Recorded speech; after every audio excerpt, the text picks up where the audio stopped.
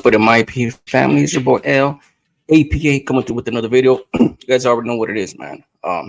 Mostly tell these tales, to kick some cautionary element for the youngsters. You know what I mean? To try to keep it from going into the system, trying to stop them from being in the system, and obviously the reoffenders as well. And as you could tell by the good old caption that thumbnail, man, Mexican Mafia member, Popeye, Green Lights, Columbus Street gang member.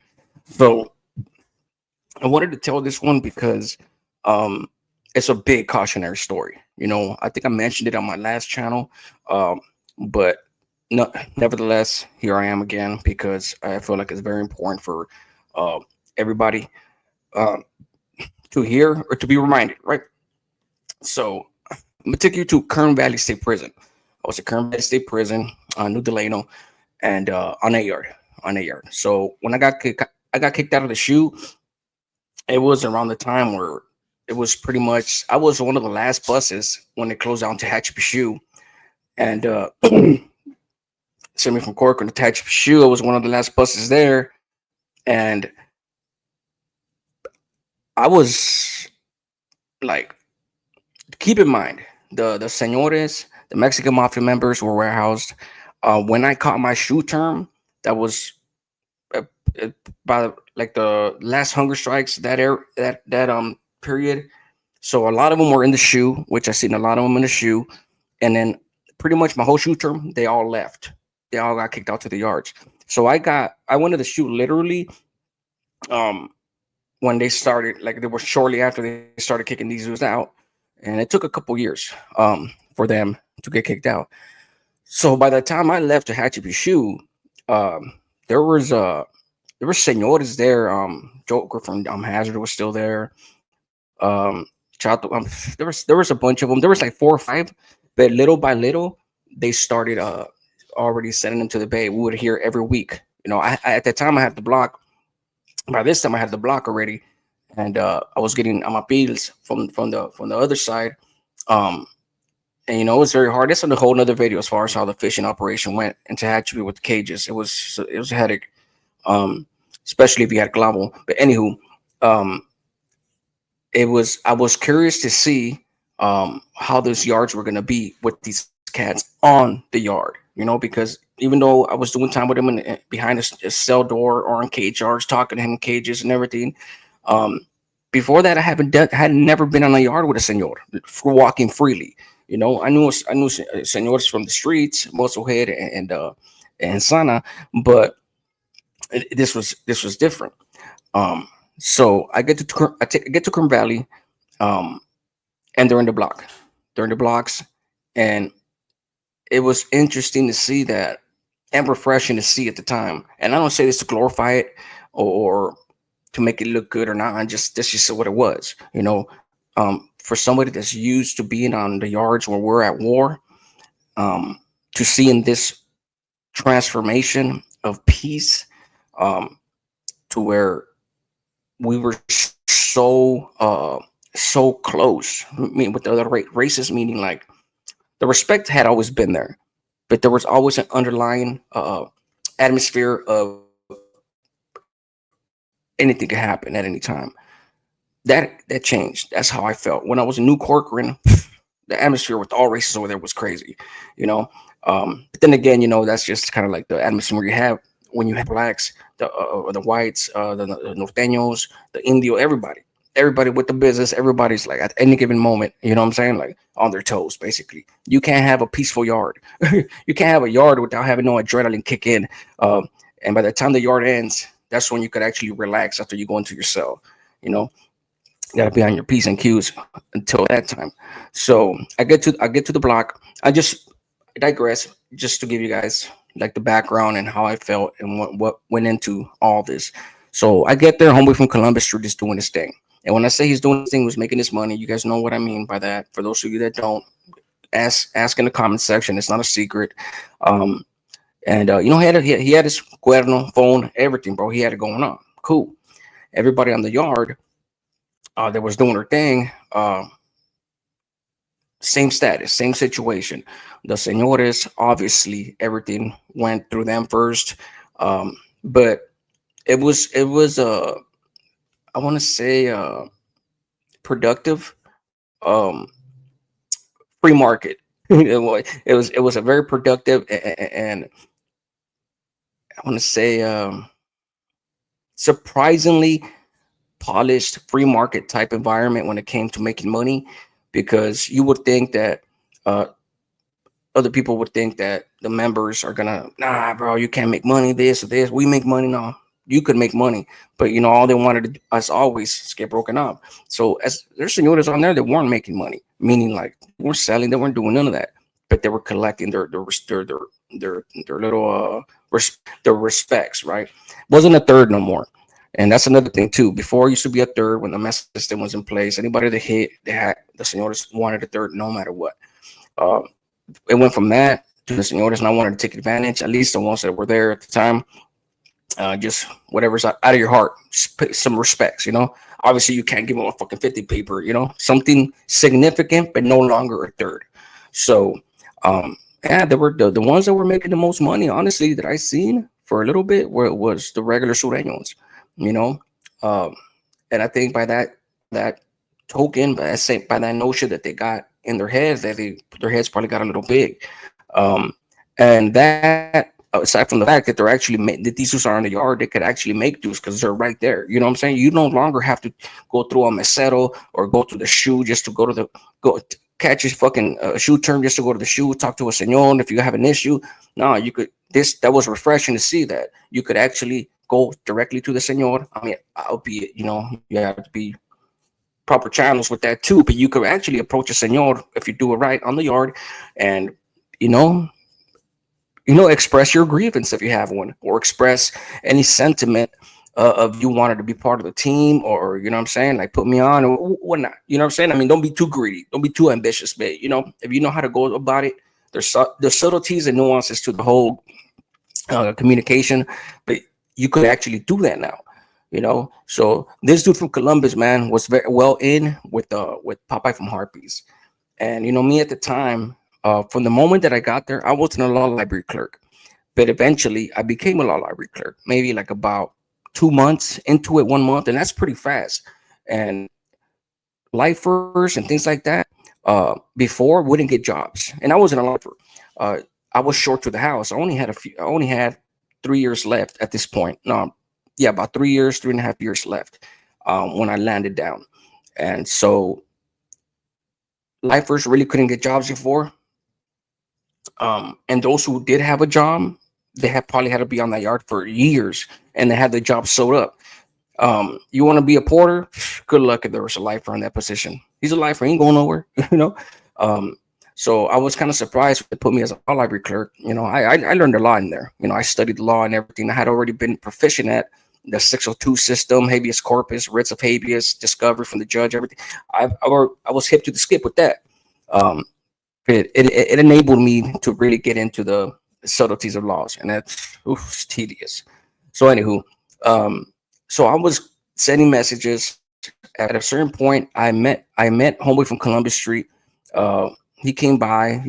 I rented some phone time from him. I didn't have nobody at the time. The phone calls weren't free.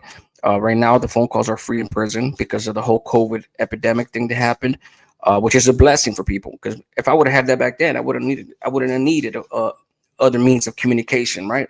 Um, so that's how I met him. You know what I'm saying? He picked up a few papeles from him because he was giving out fat ones on either on my birthday or a special occasion, the Super Bowl, things like that, right?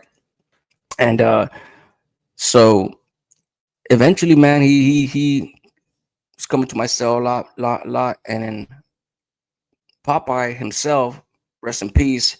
Um, the things that he told me were just pretty much just business oriented. When I was in the law library, hey, tell old boy that it's this and that, and little by little, he started trusting me with not kites no more. He was giving me kites at first, and after the kites, it went to verbals. Now, when it went to verbals, verbal communication, messages, uh, it started becoming a little more explicit because he gives me a kite. I'm not privy to what the kite says, and it's none of my business. Honestly, I don't care. I'm just make sure that kite gets her, and that my appeal gets back to him from homeboy from Columbus. So what tripped me out was that he was in good. He was in good with Popeye because this dude lost. He lost one phone. Boom, send word to Popeye. Popeye signed him quick a phone. Lost another one because at this point he was hot in the block. I mean, eventually, IGI, somebody's gonna fucking tell, or the cops are gonna see the movements, the traffic to your cell. You have bags of canteen over 200 consistently going to your cell 3 times a month, every draw. Like they see that type of traffic and they report it to the to IGI. I knew this because I was doing my thing in New Corcoran, and I used to have the homies 2 cells down, or the nearest homie was 2 cells down. And anytime an Indio was paying me with canteen and whatnot, I would have the camarada. Yes, it was a pain in the ass, but I lasted 2 years without getting it before I got hit by IGI, and it's because of these tactics.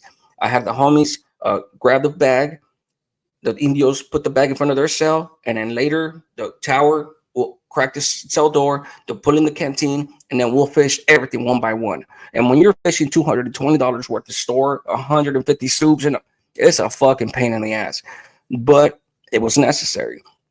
So the homeboy wasn't doing that. So eventually he still got hit, and he was getting hit. They couldn't find him with freaking with clavo, but they found him obviously with the phone. I mean, it got to the point where homeboy would never get out of his cell, you know, uh, uh, and nobody would tell him shit because he was a moneymaker. There's favoritism in there.